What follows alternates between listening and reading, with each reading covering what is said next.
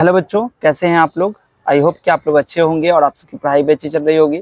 आज की वीडियो में मैं आपसे बात करूंगा कि आप अगर मैथ में कमज़ोर हैं तो आप मैथ कैसे स्ट्रॉन्ग करेंगे। क्योंकि अक्सर बच्चों को देखा गया है कि वो हर एक सब्जेक्ट को कंप्लीट कर लेते हैं, लेकिन मैथ्स में आके वो कमज़ोरी फील होती है। उनको ऐसा लगता है कि वो मैथ नहीं सीख पा रहे हैं या मैथ को कैसे स्ट्रॉन्ग करें। तो आज हम इस वीडियो में इसी प्रॉब्लम के सॉल्यूशन पर डिस्कशन करेंगे। ठीक है, तो वीडियो को पूरा देखिएगा, ध्यान से देखिएगा और उन बच्चों से ज़रूर शेयर कर दीजिए जिन बच्चों की मैथ्स वीक है।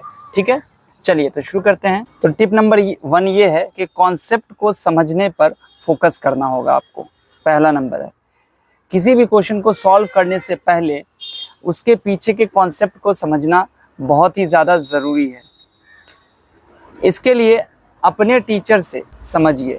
ठीक है, बुक को देखिए कि बुक में एग्जांपल्स देखिए। ठीक है, ऑनलाइन रिसोर्स का भी यूज़ कर सकते हैं अगर आपके पास मोबाइल, लैपटॉप या कंप्यूटर है तो। ठीक है, या फिर आप अपने दोस्त से भी इसके लिए मदद ले सकते हैं। सेकंड है, जब कॉन्सेप्ट समझ में आ जाए तो सेकंड है प्रैक्टिस करना होगा। मैथ में प्रैक्टिस बहुत ज़रूरी है। जितना ज़्यादा प्रैक्टिस करते रहेंगे उतना ही ज़्यादा आप सीखते रहेंगे। ठीक है, इसके लिए आप चाहें तो प्रीवियस ईयर के क्वेश्चंस को आप सॉल्व कर सकते हैं। ठीक है, या आपके पास अगर सैम्पल पेपर है, अगर 9th-10th के स्टूडेंट हैं तो आपको सैम्पल पेपर जो है उसको सॉल्व करना होगा। थर्ड टिप्स ये है कि बेसिक को स्ट्रॉन्ग करना होगा। मैथ में बेसिक बहुत इंपॉर्टेंट है। कई बार ऐसा होता है कि हम लोग बेसिक पे ध्यान नहीं देते हैं। 9th में तो हमें बेसिक से कोई मतलब ही नहीं है।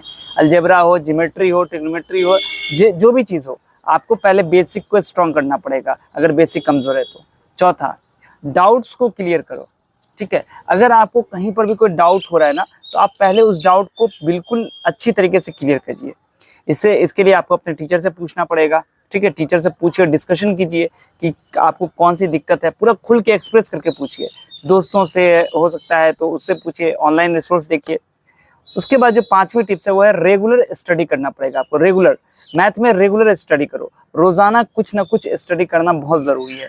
कोई सवाल अगर पढ़ लिए हो तो उसको सीखने के बाद फिर उसको रेगुलर आप उसको प्रैक्टिस करते रहिए। ठीक है, कुछ और टिप्स है जो मैं आपको बताना चाहता हूँ कि आपको नोट्स बनाना चाहिए। ठीक है, जो भी आप पढ़ते हैं, जो भी आप सवाल बनाते हैं, उसके इम्पॉर्टेंट पॉइंट्स को आपको क्या करना चाहिए, नोट करना चाहिए।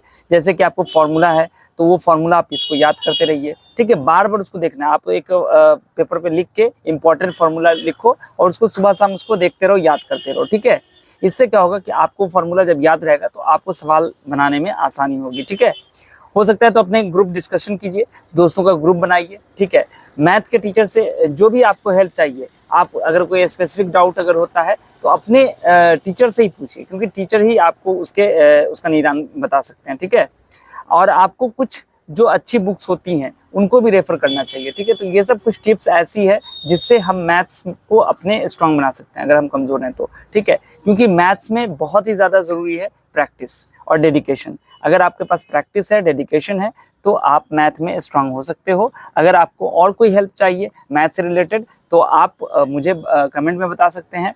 हमारी वीडियोस है बेसिक कॉन्सेप्ट की, आप वहाँ पे जाइए और अपने बेसिक कॉन्सेप्ट जो भी हैं, जो भी आपको वीकनेस है उसको आप दूर कर सकते हैं। ठीक है, क्लास 9th और 10th की प्लेलिस्ट बनी हुई है, वहाँ पर भी जाके आप चेक कर सकते हैं। आपको सारे वीडियोस आपको मिल जाएंगे। हर एक एनसीईआरटी का हर एक क्वेश्चन उसमें सॉल्व किया हुआ है। ठीक है, वीडियो आपको कैसी लगी आप अपने कमेंट करके बताइए, फीडबैक ज़रूर दीजिए। ठीक है, कोई डाउट अगर कोई क्वेश्चन है तो वो भी आप हमसे पूछ सकते हैं। मिलता हूँ फिर आपसे अगली वीडियो में, तब तक आप सब अपना ध्यान रखिए। वीडियो देखने के लिए आप सभी बच्चों का बहुत बहुत शुक्रिया।